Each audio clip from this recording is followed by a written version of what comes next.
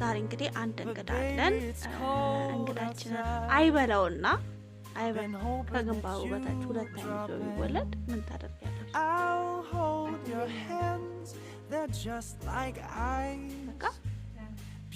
በጣም ከባድ ችግር ይመስልሻል ስታይ?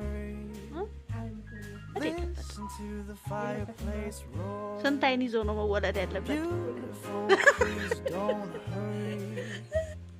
ዛሬ እንግዲህ አንድ እንግዳ አለን። እንግዳችንንም የምንጠይቃት አይበላውና ልጅ ሲወለድ ከግንባሩ በታች ሁለት አይን ይዞ ይወለድ